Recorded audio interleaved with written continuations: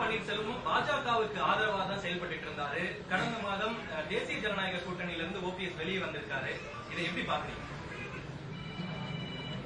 இதனால என்ன அவர்கிட்ட தான் நீங்க கேட்கணும், அவர்கிட்ட தான் கேட்கணும். சரியான மரியாதை எங்களுக்கு இல்ல அப்படின்றது சொல்றாரு. ஏங்க ஒருத்தங்க மரியாதை கொடுக்கறதும் கொடுக்காததும் நம்ம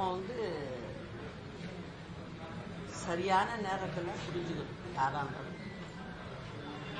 அதுதான் நல்லது. இன்னொன்று எல்லாத்தையும் மீறி சொல்றேன், அம்மாவுடைய ஆட்சி எப்படி இருந்தது, அந்த ஆட்சியை திரும்ப கொண்டுட்டு வரணும், மக்களுக்கு நம்ம செய்யணும் அப்படிங்கிற நினைவோட தான் அதிமுக காரவங்க எல்லாருமே செயல்படுறோம். ஏன்னா எங்களுடைய தலைவர்கள் 2 பேருமே அந்த மாதிரி குணம் படைச்சவங்க. எதுவா இருந்தாலும் ஃபர்ஸ்ட் ப்ரிஃபரன்ஸ் மக்களுக்கு தான்,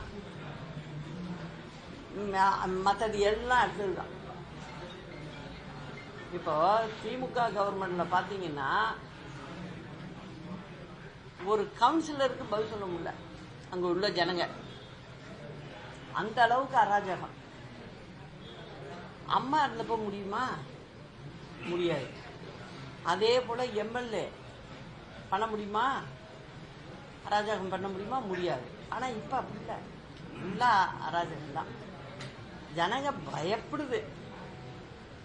அதே போல ஒவ்வொரு அமைச்சர்களுடைய பேச்சுகளை பார்த்தீங்களா, அவங்க பிரஸ்ல அவங்க டீல் பண்ற விதம் இதெல்லாம் எப்படி இருக்கு?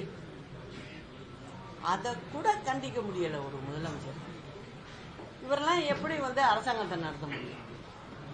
சும்மா மோடி எதுக்குறாரு, தமிழ்நாட்டை தூக்கி அந்தண்ட போட்டாரு அப்படின்னு நீங்களே போட்டீங்களே. நீங்க இந்த துப்புரவு தொழிலாளிகளுக்கு நீங்களே கொடுத்துருக்கலாமே, வேலையை கொடுத்துருக்கலாமே. தனித்தனியா அமைச்சு அவங்களுக்கு ஒவ்வொரு வார்டு வாரியா நம்ம பிரிச்சோம்னா கூட ஈஸியா வேலை முடிஞ்சிருக்குமே. அதை செய்யறதுக்கு உங்களுக்கு திறமை இல்லை. எதை எடுத்தாலும் டக்குன்னு வெளியில ஆளு எடு.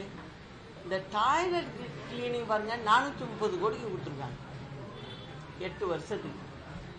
370 இடத்துல ஒவ்வொரு கழிவறையிலையும் பார்த்தீங்கன்னா 8 to 10 சீட் இருக்கும். அதெல்லாம் தூக்கி கொடுத்துருக்காங்க. அது ஏன் இங்கே பார்க்கறதுக்கு ஆளு இல்லையா? அவங்களுக்கு செய்ய வேண்டியதுதானே.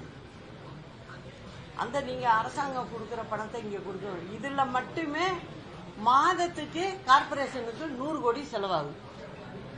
இது ஏன் நீ தமிழ்நாட்டில் உள்ளவங்களுக்கே பிரிச்சு உட்கார வச்சு பேசி, எதுவுமே நம்ம புரிய வச்சு பேசணும்னா முடிக்க முடியாது, எதுவுமே கிடையாது. நல்லபடியா செஞ்சிருக்கலாமே. அவங்கள இத்தனை நாள் உட்கார வச்சு அன்னைக்கு அங்க ரிபன் பில்டிங்ல நீங்க கொடியேற்றணுங்கிறதுக்காக அந்த இடத்துல அவங்க உட்காந்துட்டாங்க. அதனால அவங்களை எல்லாம் அள்ளி போட்டு இந்த அளவுக்கு பண்றது ரொம்ப கஷ்டமா போயிடும்.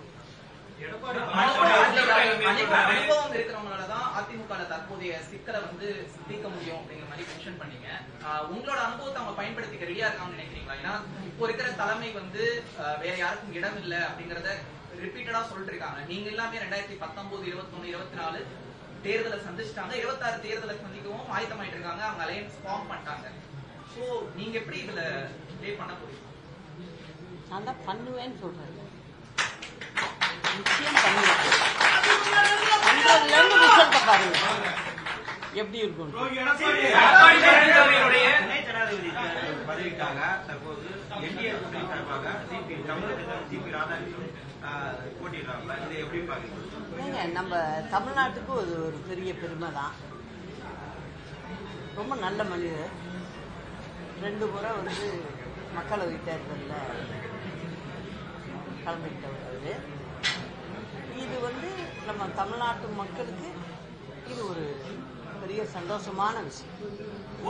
ஆட்சி காலத்துல ஆட்சியாளர்களும் சரி, அமைச்சர்கள் யாரா இருந்தாலும் சரி, ஏதாவது ஒரு தவறு செய்தால் உடனடியாக கண்டிக்கப்படுவார்கள். அது நடக்கும் ஏதாவது ஒரு சம்பவம். ஆனா தற்போது திமுக ஆட்சியில் அமைச்சர்கள் உள்ளிட்ட பல்வேறு அதிகாரிகள் மீது அமலாக்கத்துறை அந்த இன்கம் டாக்ஸ் ரெய்டு வருது. தொடர்ந்து வந்துகிட்டே இருக்கு. ஆனா அவர்கள் யாருமே இதுவரைக்கும் நீக்கப்படுவதும் தண்டிக்கப்படுவதும் இல்லை. இதை எப்படி பாக்குறீங்க? அது அவங்களுக்கு ப்ராசஸ்லாம் இருக்கும், அதெல்லாம் பார்த்து தான் செய்யும். ஓ பன்னீர்செல்வம் உங்களை சந்திச்சதா கடந்த மாதம் செய்தியாளர் சந்திப்புல சொல்லியிருக்காரு. சந்திச்சிருக்காரா? என்ன மாதிரியான விவாதம் நடந்தது? ஏதாவது அதை போய் உங்கள்கிட்ட சொல்ல முடியுமா? உங்களை சந்திச்சதா செய்தியாளர் சந்திப்பிலேயே சொல்றாருன்னா உண்மை இல்லாம சொல்ல மாட்டாங்களா?